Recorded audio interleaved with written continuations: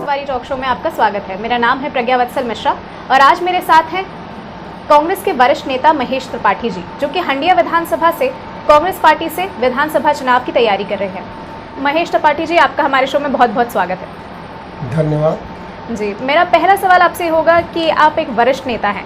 मैं ये जानना चाहूँगी कि आज तक के आपके सामाजिक सरोकार क्या है, जिससे कि हमारी ऑडियंस आपसे कनेक्ट कर पाए। मैडम, हमने जो है शुरू से ही पार्टी में हमारी प्रतिबद्धता जरूर रही है, लेकिन सामाजिक रूप से काम करने के लिए हमारा प्रयास बहुत शुरू से रहा है कि जब लड़कियों का, हमारे यहाँ बालिकाओं का कोई विद्यालय नहीं होता था, क्षेत्र के तमाम बुजुर्गों की, जनप्रतिनिधियों की मांग थी और बड़ा प्रयास करने के बावजूद राजकीय विद्यालय नहीं हो पाए थे, तो मैंने 87 में अपने से और मैं स्कूल बनवा के वेलफेयर का, जहाँ फीस नहीं ली जाती थी, और हमने एक हाई स्कूल बनवाया है। अच्छा। और उसमें शिक्षा मैंने दिया है। आज बड़े बड़े यहाँ एमएलसी हुए थे, करवरिया जी, उनकी पत्नी हमारे यहाँ से हुई, बुलबुल जी जिला प्रमुख हुए थे, उनकी बहन हमारे यहाँ से हाई स्कूल में। अच्छा। इस प्रकार से बहुत सारे लोग, क्षेत्रीय लोग हुए, और आज भी पूरे तहसील में लड़कियों का एकमात्र प्रबंध समिति से विद्यालय महादेव बालिका विद्यालय ही है। अच्छा। रही बात दूसरा, सबसे बड़ा काम समाज का ही था, अपने क्षेत्र का स्वर्णिम इतिहास का था। जो जंगे आज़ादी 42 में लाल पदमधर सिंह जी को माना जाता है इलाहाबाद में जी। वो शहादत लाल पदमधर सिंह की न होके पहली शहादत हमारे सैदाबाद की थी, जिसमें बंगाल के राज्यपाल मार्टिन टू का रास्ता रोकते हुए 4 लोग शहीद हुए थे। स्वयंवर पटेल, सुबोध यादव, चंद्रा प्रसाद शुक्ला, दयाल चमार, और उनकी स्मारक बनाने के लिए हमने 92 से प्रयास किया। अब बहुत संघर्ष झेला, आज स्ट्रक्चर बन के तैयार हुआ है।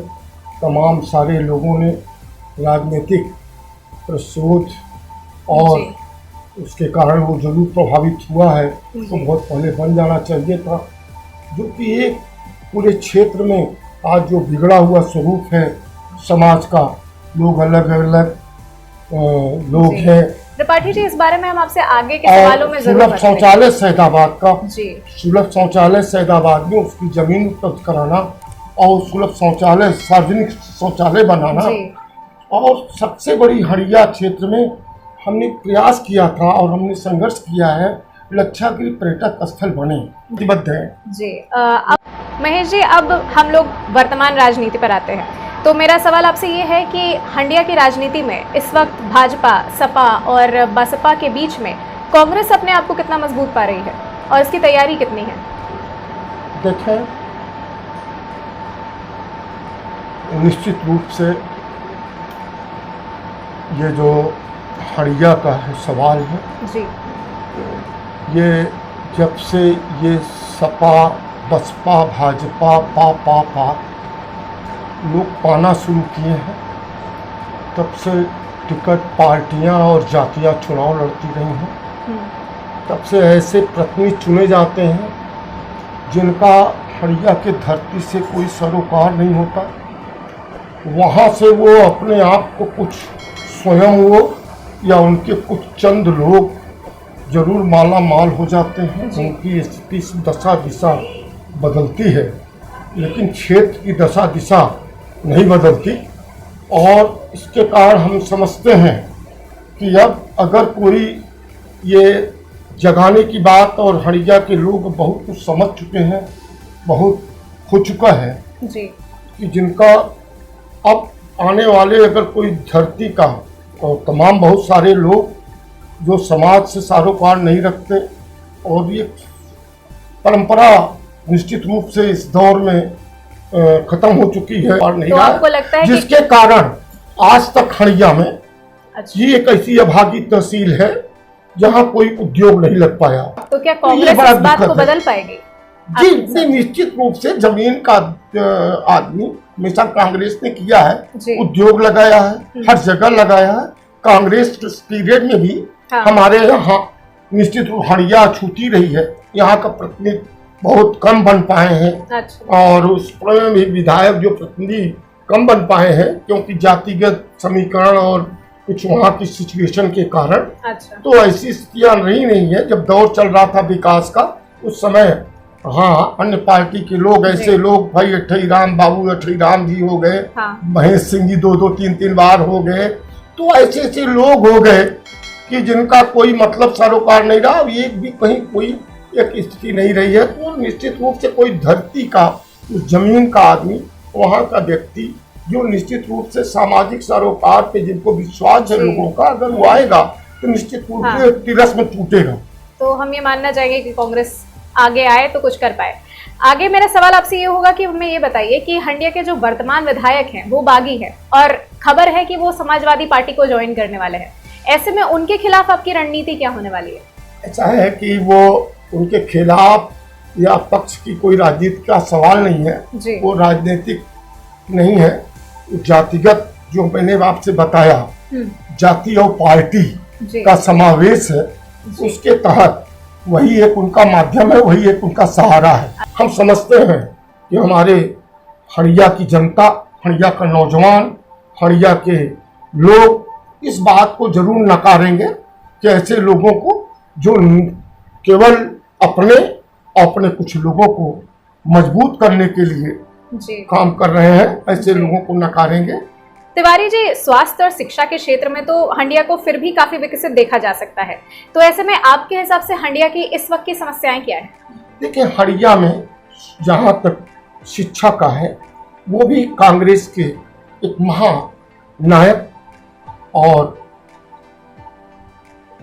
कह लें मदन मोहन मालवीय की उपमा दे महर्षि स्वर्गीय परसोत्तम तिवारी जी, जिन्होंने उत्तर प्रदेश का पहला पॉलिटेक्निक दिया, आयुर्वेदिक विश्वविद्यालय दिया, परशुरामपुरिया इंटर कॉलेज बनवाया, जिन्होंने पूरी जमीन दिया, अपना पूरा जीवन दे दिया। लेकिन यह है कि आज तक उन व्यक्तियों का, उस व्यक्ति का कहीं भी कोई नाम नहीं है, न तो जबकि प्रतिमा होनी चाहिए मेन हड़िया के मुख्यालय पर। उन्होंने शिक्षा का हब बनाया। ये परसोत्तम तिवारी वाकई अगर हड़िया का कोई गौरव है तो वो परसोत्तम तिवारी जी हैं। लेकिन जिन लोगों ने सरकारी फंड का प्रयोग करके अगर सड़कें बनी हैं, ग्रेनाइट पर नाम लिखवाया है और लेकिन इतना बड़ा काम करने वाला व्यक्ति जिसने आयुर्वेदिक विश्वविद्यालय बनवाया, पॉलिटेक्निक, आज तक उस व्यक्ति का कहीं नाम नहीं है। ये हम लोग एक सबसे बड़ी जो आने वाली, हम इसको बाद में इस पे बात करना चाहते थे लेकिन आपने विकास की बात कही, तो हम एक बहुत बड़ा संकल्प, हम संघर्षरत हैं कि ऐसे महामानव की एक ब्रह्मर्ष, त्यागी और निष्ठावान एक संकल्प की प्रतिबद्धता को साकार बनाने वाले परसोत्तम तिवारी को हम निश्चित रूप से यथोचित सम्मान दे सकें, हम उनको स्वरूप दे सकें, ऐसा प्रयास हम लोग। त्रिपाठी जी, आप मुझे ये बताइए कि हंडिया से, फूलपुर से, प्रतापपुर से कांग्रेस के कई दावेदार हैं। ऐसे में हम ये जानना चाहते हैं कि आपके कार्यकर्ता इस वक्त किस स्तर पे है? अरे देखिए, कार्यकर्ता जब से प्रियंका जी हमारी ऑल इंडिया कांग्रेस कमेटी की महासचिव इंचार्ज हुई है, उनके प्रयास से निश्चित रूप से आज हमारी यहाँ सारी न्याय पंचायत अध्यक्ष और ग्राम पंचायत अध्यक्ष तक भी बनाए गए और लगभग काफी कुछ प्रयास बहुत अच्छा सकारात्मक रहा है।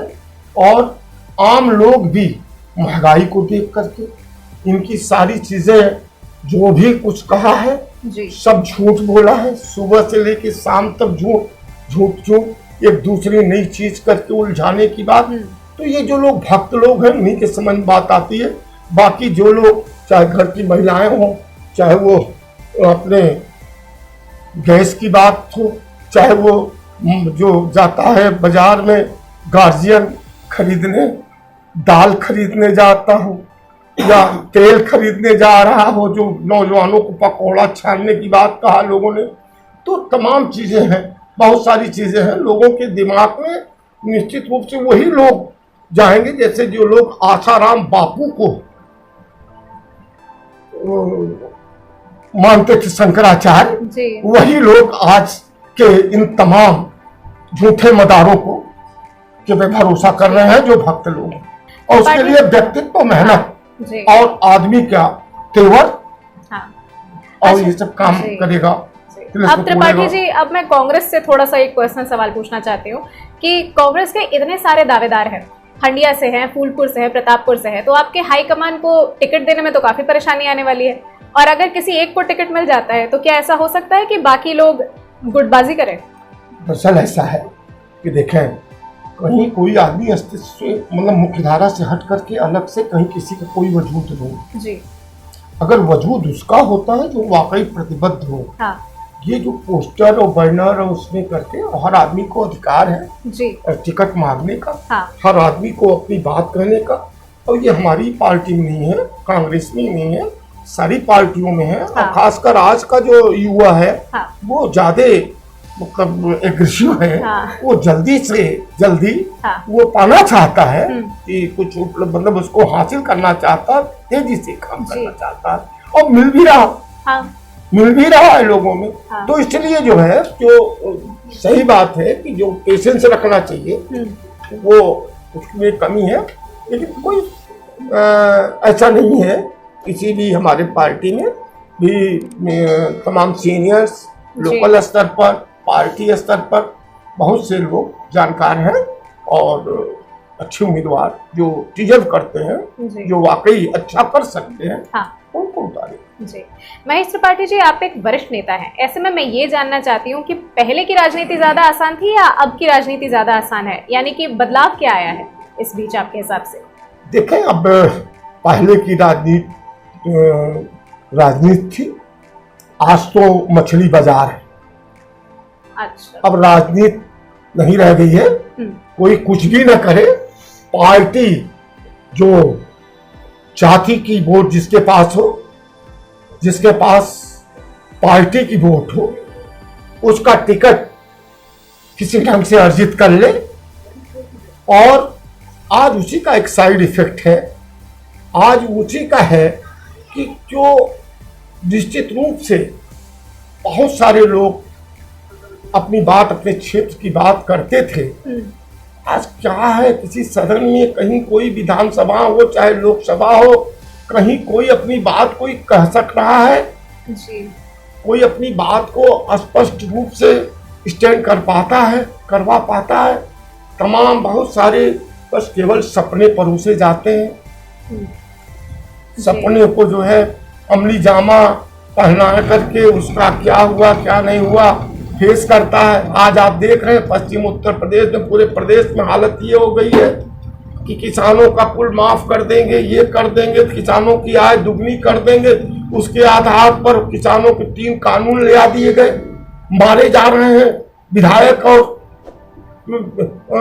जनप्रतिनिधि जी। त्रिपाठी जी, आपने आंदोलनों की बात की, तो मुझे ये बताइए कि जो आंदोलन है पहले सरकार मान लिया करती थी, आजकल आंदोलनकारी जो है वो निराश क्यों हो जाते हैं? ऐसा है कि देखें, हट जी, अगर कोई पॉलिटिकल हो, पहली बार मैं जहां तक समझता हूँ, मेरी जो समझ है या ये कार्यकर्ता पहली बार हिंदुस्तान में या प्रदेश में एक ऐसा राजनीतिक वातावरण आया है कि राजनीति से हट करके कुछ ऐसी कट्टर मानसिकता के लोग जो संवेदन, अपने लक्ष्य, अपनी जो निर्णय होते हैं वो उसके प्रति उसको मनवाने के लिए लोगों का संघर्ष, लोगों का प्रयास, लोगों का जनतांत्रिक तरीका को कमजोर कर देना चाहते हैं। अच्छा। और कमजोर करके जो मीडिया का और खासकर मार्केटिंग है, उस मार्केटिंग से उनको इस प्रकार से, क्योंकि सब पे उनका कब्जा है, इसलिए वो बातें नहीं रह गई हैं। उसको गलत बताया जाता है कि जो कर रहा है वो कहीं देशद्रोही है, तो कहीं ये है, राष्ट्रद्रोही है, तो तमाम प्रकार की बातें होती हैं और उसका प्रचार होता है। कोई बहुत सही बात हो और गलत ही बात हो, लेकिन 10 बार 100 बार अगर सुबह से लेकर शाम तक कही जाती है तो सही मालूम होता है, वहाँ और भी कमजोरी होती है। लेकिन सही सही है, सत्य की जीत होती है। समय लगता है जरूर, और वो समय आ गया है। अच्छा। लग रहा है कि जिस ढंग से ये संवेदनहीनता और कट्टरता के साथ जो नकार रहे हैं, स्वीकारा नहीं जा रहा हकीकत सच्चाई को, तो वहां से आम आदमी समझ रहा है, सब जानता है, बोलता भले नहीं लेकिन हर आदमी जान रहा, समझ रहा है। महेश जी, मुझे ये बताइए कि आजकल आपके हिसाब से नहीं चुनाव महंगा हो गया है, धन बल का प्रदर्शन बहुत ज्यादा बढ़ गया है? देखिए वो तो है, तो वहाँ जहाँ काम न करने वाले लोग, जहाँ काम न करने वाले लोग हैं, जहाँ जिनका कोई परिचय समाज से नहीं है, जिनका कोई सरोकार आम लोगों से नहीं है, तो उनके लिए तो भाई चुनाव पैसे का सहारा होता है। लेकिन ऐसा नहीं रह गया जी। ऐसा भी है जो समाज में रह के काम किया है, लोगों को भाईचारा, दादा चाचा भैया बाबू कह करके लोगों के सुख दुख में काम आया है और भावना के साथ जुड़ता रहा है, तो निश्चित रूप से वहाँ पैसा उसको विचलित नहीं कर पाता। सर, आप भावनाओं और समाज की बात कर रहे हैं, लेकिन ऐसा कई बार देखा गया है कि जो आजकल के नेता है वो अपना भला पहले करते हैं और समाज का भला बाद में करते हैं, और ऐसे में जनता जो है वो बड़ी ठगी सी रह जाती है। नहीं, आज बता तो दिए, मेन कारण नेता है ही नहीं। अच्छा। आज का परिवेश जो है वो नेता नहीं है। आज जो व्यक्ति कहीं से पैसा, आप जिसकी बात कर रही हैं, क्या उस हमारे यहाँ जो विधायक है जी रहे, इन्होंने क्या कभी कोई किसी के सुख दुख में काम आए? क्या कभी गए थे? क्या कहीं राजनीति जानते हैं? देश में कौन कब क्या हुआ कोई मतलब है सारोकार? कोई नहीं। हाकिम बिन जी एक अच्छे कुशल व्यापारी थे, कटान कराते थे, टाल थी, पैसा कमाया और करके टिकट ले लिया। अब वहां से बात बिगड़ी, आ गए तो उनकी जाति की वोट ज्यादा है, बिरादरी की वोट ज्यादा है, दूसरी पार्टी ने अपनी जाति को जोड़कर इस प्रकार से कर। अच्छा। ऐसे लोगों से क्या उम्मीद हो सकती है? तमाम बहुत से लोग, उनकी अकेले इंडिविजुअल मुझे बात नहीं करनी चाहिए थी। ये बात बताएं कि दौर ही है कि ऐसे ऐसे लोग हैं जिनसे कोई समाज के या कारोबार मतलब सोच से कोई मतलब नहीं, दूर दूर नहीं मतलब है। पता लगा कि क्या कर रहे हैं किसी ढंग से, अगर वो पैसे उनके पास हैं और उनकी बिरादरी वहां सूट कर रही है, वो पैसे दे देते हैं तो वो हो जाता। महेश जी, आप मुझे ये बताइए कि अब वर्तमान राजनीति पर आते हैं, तो 2022 के चुनाव में आप क्या अलगाव देख रहे हैं, आप क्या डिफरेंस देख रहे हैं, क्या होगा 2022 के चुनाव में आपके हिसाब से प्रदेश में? देखिए, प्रदेश में निश्चित रूप से ये सरकार जो मौजूदा सरकार है, इससे त्राही है। अच्छा। और ये जरूर है कुछ लोगों के लिए, और समझ में दूसरी बात आती है, मेरे समझ से हर आदमी परेशान है। जो नौजवान सबसे बड़ा निर्णायक चुनाव का होता था, नौजवान, वो बेचारा सबसे ज़्यादा ठगा हुआ महसूस करता है। उसकी कोई भी परीक्षाएं जो भी हुई हैं उसका कोई भी प्रतिफल नहीं आया, कोई भी नियुक्तियां नहीं हुई हैं। सबसे ज़्यादा निराश और हताश नौजवान है, बेरोजगार है।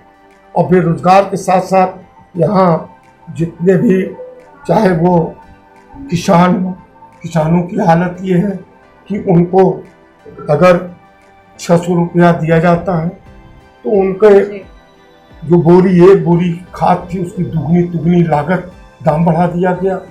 5 किलो उनके हर बैग में। तो आप कुल मिला के ये कहना चाहते हैं कि तो राजनीति में बदलाव आएगा और आगे जनता आगे कुछ और चुनेगी? निश्चित रूप से बदलाव आएगा, क्योंकि इन सब की जो एक नीति भरी प्रीति है, नीति भरी प्रीति है जो उनकी, इस नीति भरी प्रीति से निश्चित रूप से अब लोग संज्ञान ले रहे हैं और इस नीति भरी पीठ से निश्चित रूप से लोग सतर्क होंगे, हमें ऐसा लगता है। महेश त्रिपाठी जी, मुझे ये बताइए, आपके हिसाब से क्या गठबंधन की राजनीति समाप्त नहीं हुई है और क्या कांग्रेस को गठबंधन में लड़ने का कोई फायदा मिलेगा? कांग्रेस को कभी नहीं करना चाहिए था। आज कांग्रेस जो खामियाजा भुगत रही है, और कांग्रेस आज उत्तर प्रदेश में जो आज हाशिए पे लोग कहते हैं कि हाशिए पे जो कांग्रेस आ गई, मैं मानता हूं कि केवल गठबंधन और सहयोग से, सपा पर अगर सहयोग शुरू से न किया गया होता और माननीय मुलायम सिंह जी को सहयोग कांग्रेस ने न किया होता तो कांग्रेस की हालत ये न होती। रही बात उसके बाद सबसे बड़ा 27 साल यूपी बेहाल का नारा देने के बावजूद जो हमने गठबंधन किया, ये हमारे लिए बड़ा नुकसानदायक रहा। हम चुनाव लड़ना चाहिए हमें पार्टी में, क्योंकि निश्चित रूप से बिना सबको लेके चले समाज की संरचना संभव नहीं है। समाज का विकास करना बेईमानी, विकास की बात करना बेईमानी। आप विकास की बात कर रहे हैं तो इसी पर अगला सवाल मैं पूछती हूँ। मुझे ये बताइए कि सरकार का ये कहना है कि अपराध पर पूरी तरह से अंकुश है और जितने भी अपराधी हैं वो या तो जेल में है या ऊपर है। ऐसे में कांग्रेस के पास क्या मुद्दे होंगे इस बार चुनाव में? नहीं, अपराधी कोई जात विशेष के अकेले होते हैं। अपराधी अपराधी होता है जी, अपराधी अपराधी होता है। ऐसा नहीं कि अपराधी केवल मुसलमान और ब्राह्मण ही हो। हाँ। अपराधी मुसलमान और ब्राह्मण को टारगेट किया जाए या एक वर्ग जिस जाति के हमारे आदरणीय मुख्यमंत्री जी हैं, उस वर्ग जाति का कोई भी अपराधी है नहीं, क्योंकि एक भी एक्शन नहीं हुए हैं। तो हर आदमी जानता है, हमने बताया ना कि जो नीति है, जिसका प्रचार होता है, जिसकी मार्केटिंग होती है, उसके अलावा अलग से हट करके भी नीतियां हैं। लोग सोचते हैं, लोगों की सोच है, लोग जानते हैं कि न्याय कहाँ है। न्याय उसको मिल रहा है, खुलेआम बोल रहे हैं गृह मंत्री जी कि 2 मिनट में चले जाओगे। हाँ। और उसके बाद हो जाता है। तो कांग्रेस के इस बार के क्या मुद्दे होंगे? है? ये तो मैं मान रही हूँ कि बीजेपी सरकार ने सही नहीं किया, तो इस बार कांग्रेस क्या मुद्दे उठाने वाली है? हमारे यहाँ देखें, हम अपने व्यक्तिगत हड़िया के बारे में हम जानते हैं जी कि हमारे हड़िया में हमारी जो स्थिति है, हमारी जो प्रतिबद्धता रही है, कुछ काम हम इसलिए करना चाहते हैं और मुझे विश्वास है। मुझे विश्वास इसलिए है कि यहाँ जो कब तक ऐसे लोग जाति और पार्टी से प्रत्याशी आकर के हड़िया को से लड़ते रहेंगे जी। कब तक हड़िया की जनता उनको, ऐसे लोगों को जिनका हड़िया के जमीन से कोई सरोकार नहीं है, उनको देती रहेगी? हमें लगता है कि हड़िया के में जन्म लेने वाला, हड़िया में जिसकी परवरिश हुई है, जो हड़िया की भौगोलिक स्थिति को, उनकी आवश्यकता को जो निश्चित रूप से भली बात जानता हो और जो संघर्ष, जिसकी प्रतिबद्ध संघर्ष किया हो, तो उसके लिए निश्चित रूप से हड़िया को समझना ज्यादा इजी रहेगा। हाँ, रही बात इस बात का कि इसलिए जरूरी है कि हम तमाम काम ऐसे किए और उसमें संघर्षरत हैं, आज भी पूरा नहीं कर पाए हैं। इसलिए हम चुनाव लड़ना चाहते हैं कि हमारे जो किए गए जो प्रयास हैं, जो सफलीभूत हुए आंशिक, लेकिन वो पूर्ण रूप में नहीं। जैसे हड़िया में कारखाना लगवाना, उसकी मांग करना, सदन में अगर पहुंचा तो वहाँ निश्चित रूप से प्राथमिकता होगी। और हमारी जो स्वर्णिम इतिहास हड़िया की धरती का सबसे ज्यादा संग्राम सेनानी बढ़ाना। और खासकर सबसे बड़ी चीज दुर्भाग्य है, विडंबना है कि हमारे यहाँ जो स्वास्थ्य केंद्र है, उप स्वास्थ्य केंद्र है, जैसे हमारे असरिया में है, हमारे यहाँ धानकेसरा में है, हमारे यहाँ वहाँ है, बहुत से जगहों पे है, वहाँ बिल्डिंग बन चुकी है, उपकेंद्र बने हैं, डॉक्टर ही नहीं। आज कहीं भी हॉस्पिटल में तमाम बहुत सारे हड़िया में, चाहे वो शराब पीता हो, बहुत से हॉस्पिटल ऐसे हैं जहाँ बिना ताला नहीं खुलते। आप जान लीजिए, हमारे यहाँ धनकेसरा में एक है उपकेंद्र है। मैं उस समय बीना न्याय पंचायत में आता, मैं गया था, वहाँ उस ताला नहीं खुलता। तो जहाँ जो तमाम उपकेंद्र हमारे यहाँ डॉक्टर, स्वास्थ्य के क्षेत्र में, शिक्षा के क्षेत्र में, जहाँ हमारे प्राइमरी के मतलब टीचर में विद्यालय है, बच्चे हैं, टीचर एक है, अकेला है। हमारी तमाम बहुत सारी ऐसी समस्याएं हैं, खासकर जो सैदाबाद की नहर इकाई है, वहां से नहर आप समझ लें रसूलपुर डिवाई की है और यही सैदाबाद स्टेशन से लेकर के वहां बिगहिया तक गई हुई है। आज तक रसूलपुर तक नहीं जा पाई, जबकि मुआवजा हो चुका है, सारी चीजें हो चुकी हैं, उसको वहां तक पहुंचाना और उन चीजों को पूरा कराना जो निश्चित रूप से, चाहे वो हमारा लक्षद्वीप पर्यटक स्थल का सही स्वरूप हो, जहां वहां सैलानी हमें हमारा इंटरनेशनल हमारे यहाँ का वहां एनआरआई आवे, जो काशी और प्रयाग के बीच का हो, हमारा ये प्रयास रहेगा। मैं आपकी भावनाओं को समझ रही हूँ महेश त्रिपाठी जी। हम लोग हंडिया के विकास पे और भी आगे बात करेंगे, पर इसी के सामने मैं लेना चाहूंगी एक छोटा सा ब्रेक।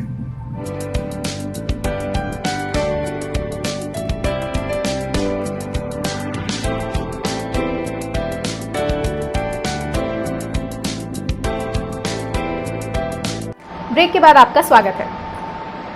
सर, मुझे अब ये बताइए कि हंडिया में कांग्रेस का संगठन इस वक्त कितना मजबूत है? देखिए, संगठन तो हमारे यहाँ सिस्टम से होना चाहिए जी, बन चुका है, और जहाँ भी कमी है तो हम खुद ही, हम लोगों के पर्सनल है, क्योंकि हमें कोई गांव ऐसा नहीं है जी जहाँ हम मोहताज हों अपने संपर्क के।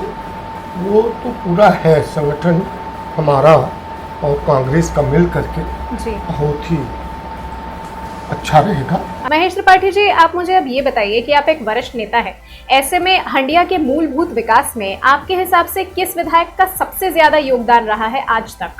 देखिए, विधायक की बात तो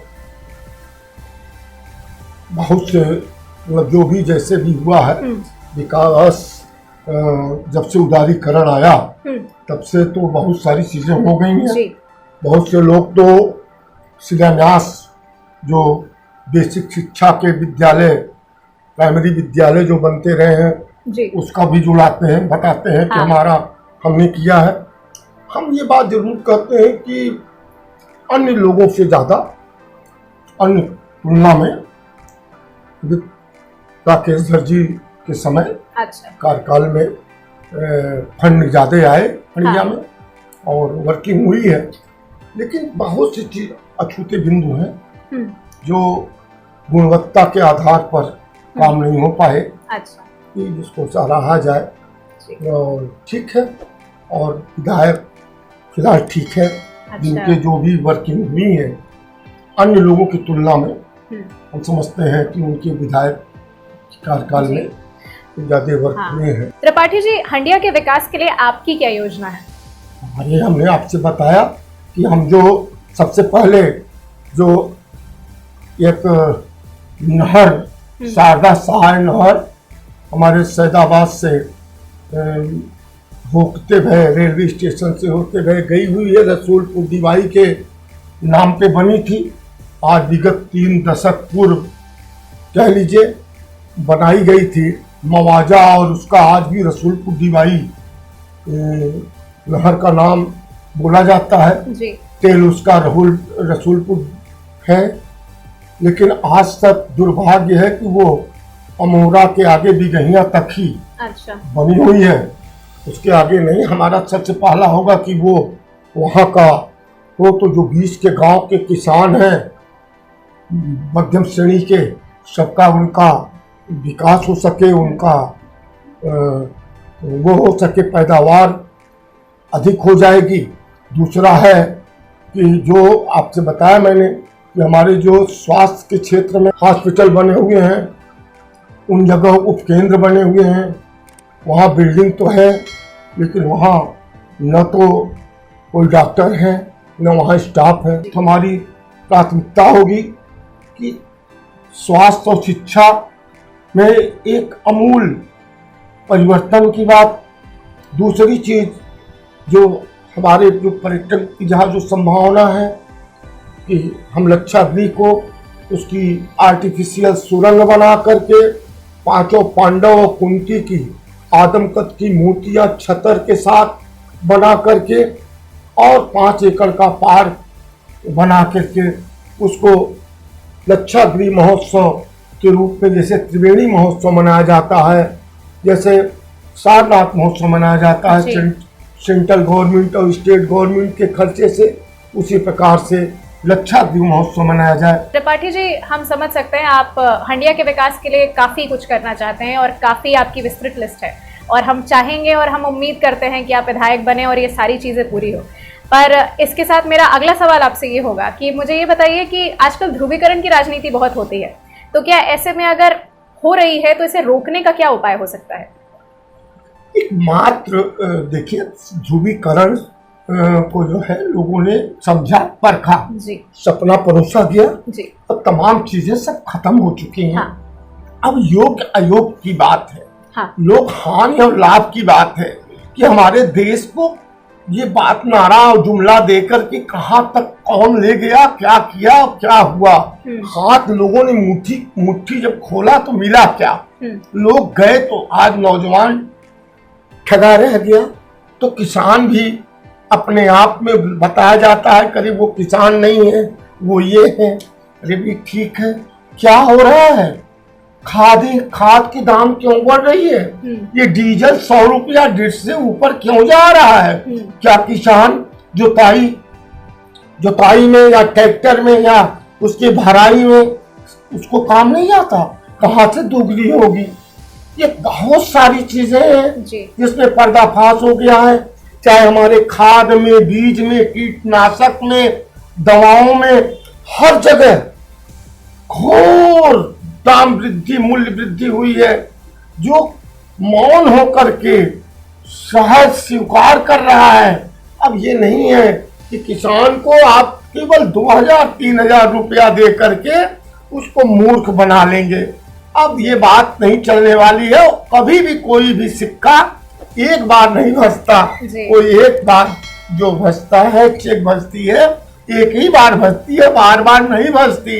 अब इनके सारी इरादे, इनके सारे मंसूबे, सारी चीजें सब समझ लिए हैं। अब हम लोग प्रदेश की राजनीति की बात करें तो हम ये जानना चाहेंगे आपसे कि 2022 के चुनाव में कांग्रेस किसे मुख्यमंत्री का चेहरा चुनना चाहेगी?